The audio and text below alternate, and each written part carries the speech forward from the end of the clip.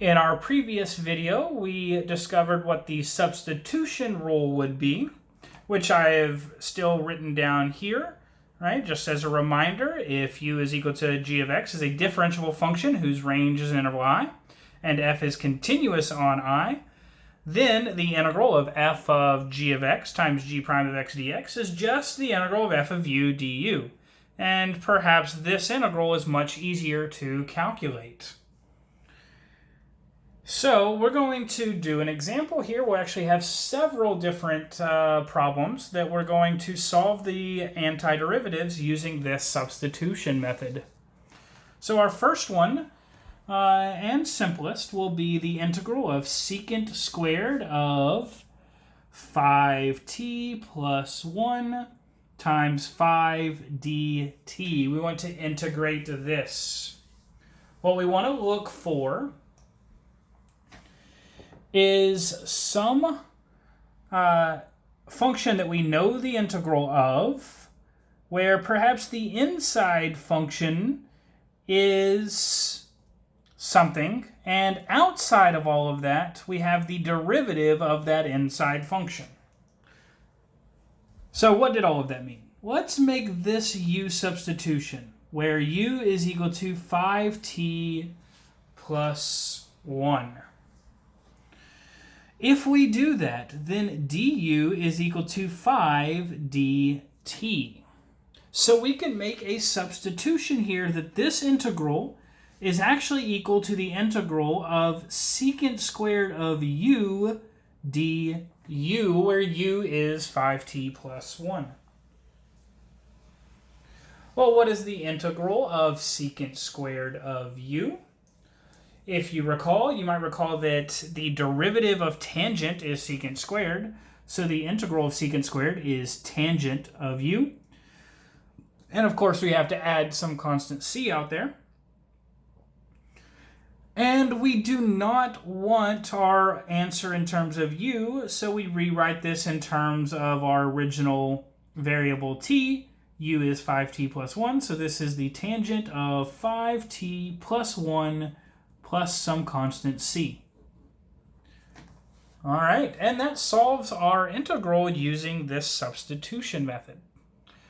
I recommend that once you feel a little bit more comfortable with this, or if you feel somewhat comfortable with this, go ahead and derive tangent of 5t plus 1 plus this constant c, and show that you get secant squared of 5t plus 1 times 5. And that should hopefully make you feel even more comfortable with this being our antiderivative. Okay, let's do some more examples. Let's take the integral of cosine of 7 theta plus 3 d theta. So here, what should we expect? We should expect maybe the u substitution of u equal to 7 theta plus 3.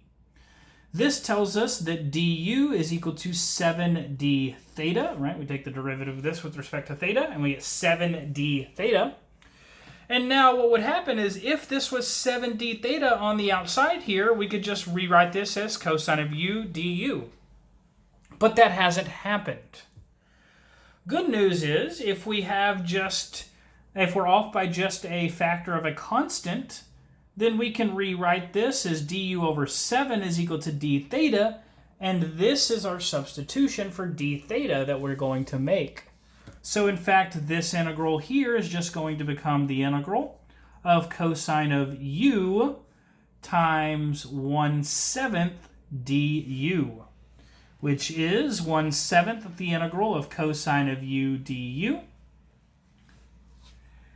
And the derivative of sine is cosine, so the antiderivative of cosine is sine. So this is 1/7 sine of u plus some constant c. And then we need to plug in what u was. So this is 1/7 sine of 7 theta plus 3, all plus the constant c. And again, I recommend, to help yourself feel more comfortable with this, take the derivative here and show that you in fact get cosine of 7 theta plus 3. Take the derivative with respect to theta. All right, we have two more examples that we want to do. in this video. So example part C here is the integral of 2z dz all over cube root of z squared plus 1.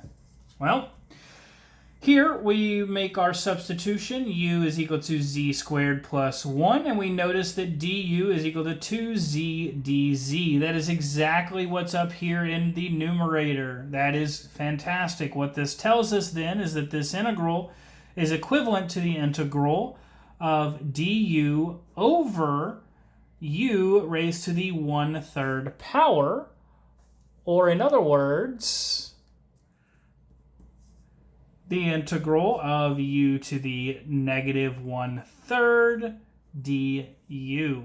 Well, the integral of this is, we take u to the 2/3 and then we divide by 2/3. That is the same as multiplying by 3/2 plus some constant c. And then we just rewrite all of this, but in terms of our original variable z. So this is 3/2 times the cube root of of u, which is z squared plus 1, all that squared, and then plus some constant c. And here is our function now.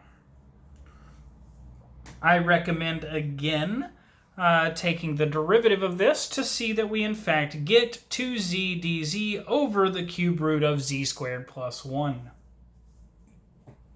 All right, we have one more example in this video, and that is the integral of x root 2x plus 1 dx. We might expect to use the substitution u equal to 2x plus 1 here, and thus du is equal to 2dx. Previously, if we were just off by a constant, we could divide that constant through and then make our substitution. Unfortunately, that is not the case. We have an x times dx here outside of this root 2x plus 1. So we have a major issue going on here, and this looks like possibly we cannot use our substitution method. Fortunately for us, in this case, we do have a nice little trick that will work for this particular problem and for similar problems like this. Again, this doesn't always work, but we happen to notice here that we can solve for x here. So this is u minus 1 over 2 is equal to x. And we can, in fact, substitute this x, substitute that out in favor of u minus 1 over 2. And it turns out to give us an integral that we can do. So this becomes, we have one more thing to do here, sorry. Dx is also du over 2. So we're going to have to make a couple of substitutions here. First off, we get the integral of the square root of u, and then x is just u minus 1 over 2. And then dx is du over 2, using our substitution of the two things that we found here. What is this? Well, we have a 1/2 times a 1/2, so we can factor out that 1/4. And then we get the integral of root u times u minus 1 du. Well, if we distribute, we get u to the 3/2 minus u to the 1/2 du. And then we just integrate. So this is 1/4. And then this is u to the 5/2. Divide by 5/2, that is 2/5. Minus u to the 3/2. Divide by 3/2, that is 2/3. And then plus some constant c. We're not quite done here. We want to rewrite everything in terms of x. So first off, we can distribute the 1/4 through. So 1/4 times 2/5 is 2/20, which reduces to 1/10. And then we get u, which was 2x plus 1, raised to the 5/2 power, minus 1/4 times 2/3 is 2/12, which reduces to 1/6. U, which is 2x plus 1, raised to the 3/2, and then plus some constant c. And this is our general antiderivative, or the integral, to this x times the square root of 2x plus 1 dx. I do recommend, again, that you take the derivative here and reduce everything, and you will see that you get this as your derivative.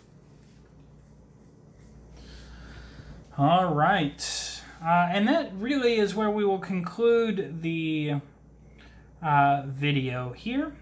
But just one thing I would like to remind us of before we do actually conclude the video. Here I had to substitute everything, so all x's needed to go away in order to integrate with respect to u.